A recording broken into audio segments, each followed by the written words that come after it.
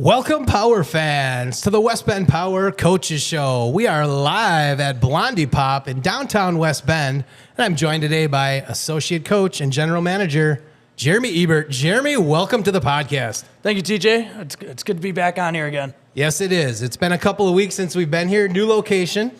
Very new. Blondie Pop, our 2024 ticket sponsor. And if you haven't been to Blondie Pop, make sure you come on down, preferably after a Power game. And bring your ticket stub for a buy one, get one domestic bottle of beer. Absolutely. Can't beat that deal with a stick. No, you cannot. Always good time down here at the Blondie Pop. After Power games, you probably will see a coach or two here. Yeah, this is our home base after games, especially after home games. Meet a lot of the fans here too as well, but it's a great time. It's a good place to celebrate a win. Absolutely. So, head coach or associate head coach Jeremy Ebert, I'm going to give you some trivia questions quick. We got to have a little bit of fun to start it. So it's going to be a this or that. All right. Okay. Do the West Bend Power have more power play goals this season than Jackson Hoyme has goals? I'm going to say no. False. We have 28 power play goals, and Jackson Hoyme has 24 goals on the season. Hey, that's a close number, though. It's a very close number. Not a lot of faith in the power play. No. Hey, it's starting to turn around now, though. Yes, this it past is. weekend has been going good. Yes, it is. All right, number 2. Do we have more wins outside the division or total losses? We have more wins outside of the division. Ooh, it's close. We have 7 losses, and we have 6 wins outside the division. These are some stumpy ones, though. These are stumpy. I'm setting you up to fail. You are, absolutely. All right. Do we have more shorthanded goals allowed than the NA3HL selects have goals scored on the season? I'm going to say yes. We have 1 shorthanded goal allowed, and the NA3HL selects scored 5 goals at the showcase. They scored 5 there. Yeah. They did almost. They allowed Yellowstone to get their first win of the season. So Yes, they did. Good for them. Yep. And only 1 shorthanded goal allowed that ties for the league lead. So we're one of, I believe, 2 or 3 teams that have only allowed 1 shorthanded goal. Wow. That is impressive. There you go. Learned something new today. All right, last one. Do we have more players on our current roster? So no Ollie and no Jace. Gotcha. Do we have more players from the state of Wisconsin or outside the state of Wisconsin? Let's see here. I'm going to say we have more players from outside the state. I'm going to say we have 12 outside the state. That's correct. Is it right on the money? That's All right on the money. That's impressive. Get a grip, Ebert. Oh, Liam Frazier chiming in from a long distance. From out west. Chirping you out west. All right. We have 12 players from outside the state of Wisconsin, and we have 13 from in the state of Wisconsin. Gotcha. Pro-Cop made 13. Yeah, and Pro-Cop and a couple guys. Yep. All right, that's the 4 questions I had. Fair. One for 4. 1 for 4. That's a good start. Not too bad. All right. We just announced this week that the West Bend Power are once again going to be hosting one of Wisconsin's or southeastern Wisconsin's premier summer ice programs back to the Kettle Moraine Ice Center for a second year. It's the Power Up Skills Camp. You ran that program last year with the help of some of the Power players, past and present. Past and present, yep. And talk about your first year doing that and what you look forward to this year. I would say the first year, I think we actually put it together pretty good based on us really not having an idea how we were going to run it, what kind of numbers we were going to have together. But in the end, it actually worked out pretty well. I think we had over 100 signups, which is, a great start for us for year 1 being at the Kettle Moraine Ice Center. A lot of them are Washington County players from the Youth Association. But we're trying to this year try to reach out a little bit further, getting into a little bit of the northern Milwaukee area, over to the Mequon, Cedarburg area, Port Washington areas, and maybe a little bit north to part of the southern Fond du Lac area as well. Okay. So the camp is going to be run twice a week. It's on Tuesdays and Thursdays, running from June 17th through August 14th. There won't be any practices the 4th of July week and also the last week in July, July 31st. Cost for the camp is $725 with payment options available. And as you can see on your screen, visit www.westbendhockeyclub.com to register and get a spot early. Also, in addition to the on-ice training, there's also going to be an off-ice program, correct? Yes, we do. With our new strength and conditioning coach that we added this year, or at the beginning of this year, and then utilizing our summer program last year, is Jeff Lavecchio runs everything through an online app that we have our players that are also upstairs running that through our gym in-house as well as our shooting room in-house, that we kind of have put a little program together, kind of making sure guys and players are on the right situations, shooting the right way, correcting things in that point. And that's for ages from mites all the way up to high school? Yep, mites to high school. Okay. And we do have a little bit of a junior, we have the high school guys a little more elite style. Okay. And fair to say that we'll probably see some familiar power faces there helping out again this summer? Yeah, right now we're in the mix of trying to figure out which players are going to be around the area for the summer. We'll probably end up doing a release of which player is going to be helping, who's going to be helping. Myself and Coach Woods will definitely be there. We may have a couple past players as well that are back in the area to help out and enjoy everything. But we'll be doing a release here soon. Outstanding. Well, it's good to see that program back. I know my son participated in last year, really enjoyed the program. I thought you guys did a fantastic job. I know all the players and families that I talked to got a lot out of it. So glad to see that program returning.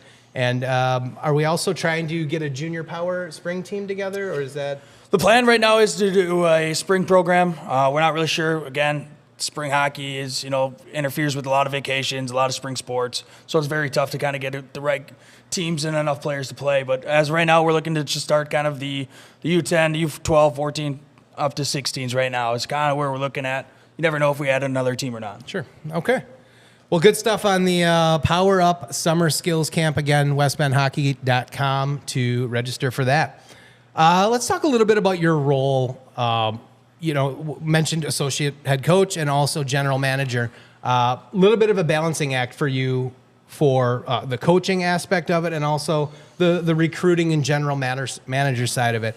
At what point in the season, or is it really like a 50-50 mix throughout the year, or does it kind of ebb and flow where you're focused a little bit more on GM and recruiting and then you're focused more on head coaching? How does that balancing act work? For the most part, it's right around that 50-50 mark, but it does, during the summers and certain parts of the year, it's more focused on, the recruiting side of seeing which players are out there, which ones are going to fit our kind of mold here and are going to fit well in our culture here. So it kind of changes, but right now we're looking, we're towards the tail end of our season with only about another month left.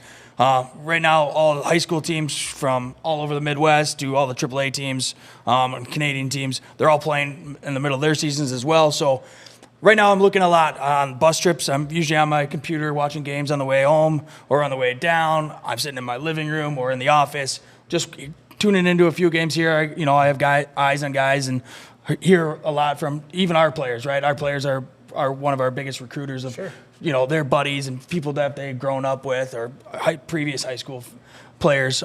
So we kind of really listen to them and let them really kind of do a lot of that speaking for us. But then right now, it's kind of tough. Like we're looking at that, but the coaching side as well is, we really have to coach the guys we have here now, right? Like we only have 10 games left of this season till playoffs, so we're really looking into that to try to make sure everybody's on point from structure standpoint to power play, penalty kill, and just kind of making sure our guys are focused. Very good. When you look at next year, and like you said, it's probably a little tough right now, but how many guys, at what percentage of the roster do you kind of feel pretty comfortable with already next year with both returning guys and then guys that you've already got eyes on and maybe you've already talked to? I don't know if you're already talking to players. We're talking to players, new players coming in. Right now, I believe we officially have signed 4 players for next year, just to kind of get them in. So we've been in communication, watching them left and right, watching their games. Sure. And then right now, it's really up in the air about guys coming back to us.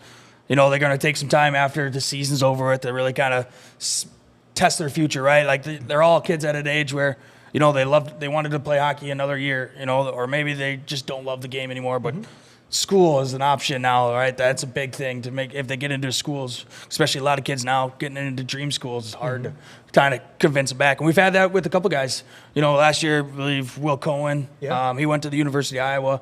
Will Leschnock as well. He's over at the national champions, Ohio State. So he's there. Way to slip that in. Yeah, I slipped that one in. But, those guys have made a decision. They came, enjoyed it, loved everything, but figured, hey, school's the best for the future. Yeah. Hockey Man 29 says WSP. Does that mean what's up? I don't know what that actually means. It might be an acronym for WSP? something I probably shouldn't have said on the air. I have no idea. Well, what's up, Hockey Man 29? Thanks for tuning in. All right, so it's good to know that we're already looking ahead to next year, and we've already got some guys signed, and the future is bright. Obviously, success is probably your biggest recruiting asset, right? I would say the success, winning, consistently winning is a good thing, but the biggest thing here is the development from the guys that I know we're going to talk about it here soon, but advancing guys to the next level, either up to the North American Hockey League or to the ACHA Division I clubs or Division III clubs. So we've done a very good job of pushing guys to get better and getting their names out to the right schools. Yeah. Yeah, I mean, success. We talk about success. We're going to look back here. We're going to just talk a little bit about we're on an 8-game win streak right now, coming off a 3-game sweep over the weekend. 1 game up in Toma over the Woodsmen, and then 2 games down in St. Louis. That's a daunting task, not only to win, having won 5 in a row coming into that weekend, but 3 games in 3 days. I don't know. Toma's probably 2.5 hours.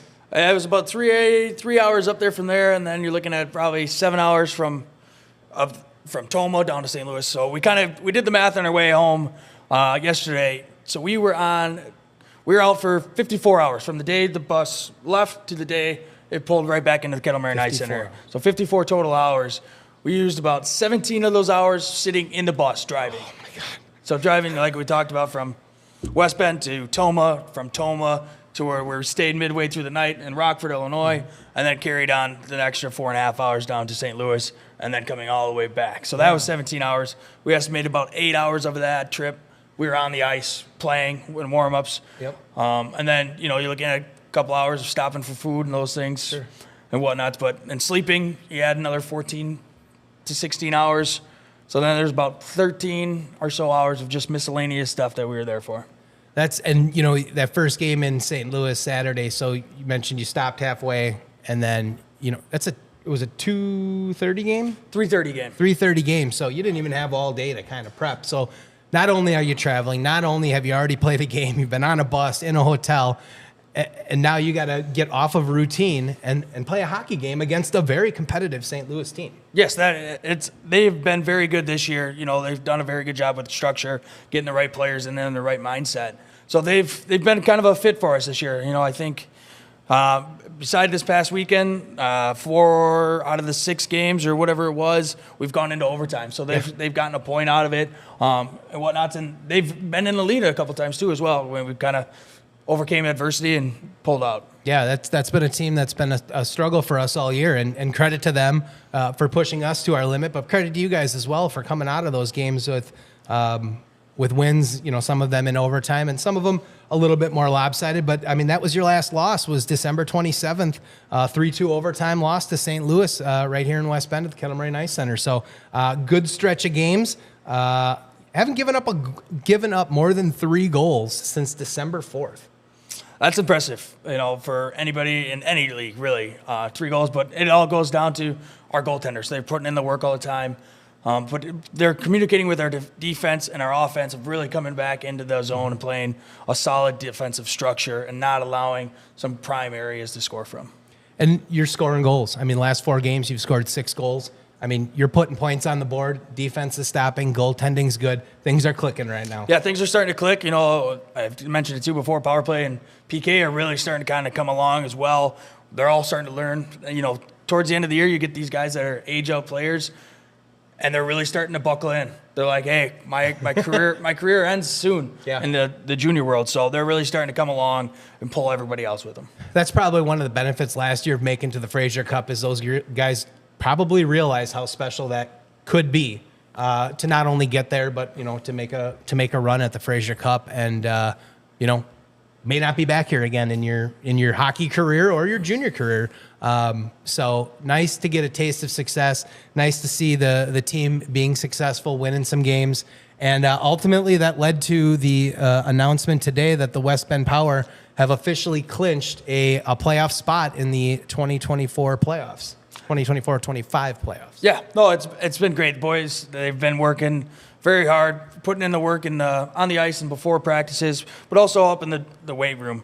that kind of really keeps us going where we don't feel so groggy throughout the year. At this point of the year now we're really keeping it light, but, also breaking a little bit of sweat. And they're just kind of keeping them healthy that way. That's fantastic. You mentioned it a little bit earlier, but advancements, we talked a little bit about Oliver Schroeder and Jace Fitzgerald, both right now up in the Knoll Oliver playing with the Janesville Jets. He's played 6 games up there. He's got an assist. And then Jace up with the Minnesota Mallards also has played 6 games. He has a goal and an assist. He's also got 15 penalty minutes. Yeah, there's both sides, even Ollie and Fitzy. Down here, I believe Fitzy only had one somewhat fight that he had that got some penalty minutes, but they both have them up there in the Knoll, trying to prove something, right? Yeah. They get called up. They know they're skilled, but now they have to show how much they really care. And I think, backing up players when needed, if something happens, that they're out there ready to chuck the knucks if they need to, but shows that they're not scared of it. Yeah, we've got a little footage of Jace's fight. I did not pull any of Ollie's fight. That's on me. But here's a quick snip of Jace Fitzgerald's fight up in with the Minnesota Mallards. Wasn't much of a fight. The camera didn't catch much of it. But the guy looked pretty tough. And from the announcer, it sounds like this guy's known for fighting. And yeah, I've heard plenty of things that it's one of the guys in the league that you don't really want to mess with, but Jace will never shy down from anybody. Yeah, good to see Jace and Oliver both being successful up in the Knoll. And what are the prospects on getting them back? Are there any prospects? Do we not know? Is that a play-it-by-ear thing? Yeah, it's a play-it-by-ear. Right now, it's really depends on how well they're going to perform up there. Right? If they're going to continue to perform and be a viable part of their lineups there, they're going to stay there, which is great. We that's what we're all here for, is the development side, and push them on. So we're never going to ask for them to like, hey, we want them back right now just because of playoffs. Like, that's not how we're going to work. Like, we want these guys to make those teams and do as best as they can up there. So hopefully they do stay up there, but if they don't, we'll welcome with arms here. That's fantastic. Well, how does the Knoll season interfere with our playoffs? Would that overlap? It does. So Okay. there's a point in the year where everything kind of freezes, where once you're on the roster, you stay there. There's no change in leagues, nothing like that, because the North American League does play another probably month after us. Their our championship's in the middle of April, or the beginning of April, end of March, and theirs is until May. Okay. So they stretch out another, 15 or so more games. Okay.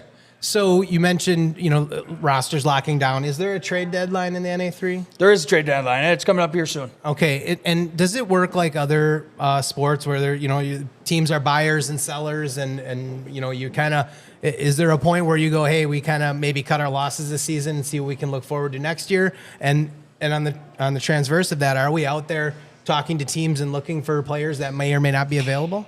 Yeah, there's definitely buyers and sellers in this league. Okay. It all kind of depends on management, how they want to work themselves. But there are some really good, faithful, age-out players on teams that aren't going to make the playoffs. So as coaches and GMs and just NA3 players and people, like, we want to give these guys opportunities at different places that will make the playoffs. So, there's plenty of guys. We have never been in that situation yet. But when it does come, we are going to make sure our players are taken care of. Be like, hey, you've been faithful and loyal to us for this long. I know we haven't made it to the playoffs or something like that. We're going to give you an opportunity to go out there and, play for a championship for a playoff team.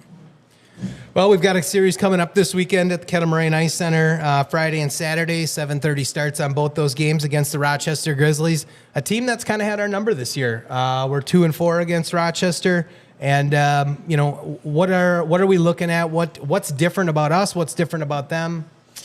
Rochester's they're always fun to play with against. We started the season against them this year in some really tight games, and pretty much since then it has been. I think there's been one lopsided, maybe 2 lopsided games where we've won one and they've won one. But it's always a lot of fun. A lot of these guys know each other. I know the head coach over there very well, Tyler Veen. We've gotten to know each other. So we kind of keep it, sometimes a little personal, where one of us wants to win, the other one doesn't. But it's going to be a fun time. They have a really good team over there. They're starting to put up, some wins here against some strong teams, as well as us. But it all comes down to who really wants it more. Yeah, they were in 4th place coming into the weekend, and they leapfrogged the Woodsmen. Now they're in 3rd place. Are we looking forward to playoffs yet? Are we kind of looking at seedings and saying, oh, who's likely that we're going to face? Or is it take every game as it comes? I think right now every game is a playoff game for us. We just got to take it as serious as we can and be ready for any kind of thing. But down the road, we've played against all these teams. Yeah. Right now, all the playoff teams, they've beaten us and we've beaten them. So anybody can win, and it's only out of a 3-game series. So you never know what happens. Yep. That was, I don't know if we caught that on the live stream, but I just heard a beautiful. There's a couple of people starting to roll in here. They got a dart league tonight. Yeah, we got dart Lottie Pop tonight, so we're going to wrap it up here. We do have this weekend, like I said, at Kettle Moraine Ice Center, Friday and Saturday, 7:30. It is Hockey Fights Cancer Weekend, and the players will be wearing specialty jerseys. And I don't know if I'm allowed to do this, but I'm gonna debut what the jerseys look like. I think you can. Go right ahead. For the however many people are watching, here's a quick shot of what the jerseys that the players will be wearing this weekend are going to look like. And there they are, pink and black with some lightning in the background. With the pink breast cancer ribbon in the middle there with the Power logo. These jerseys will be auctioned off at the end of the weekend, and all proceeds will be benefiting the Relay for Life of Washington County. These jerseys are sponsored by Westbury Bank, so thank you very much to Westbury Bank for sponsoring those jerseys.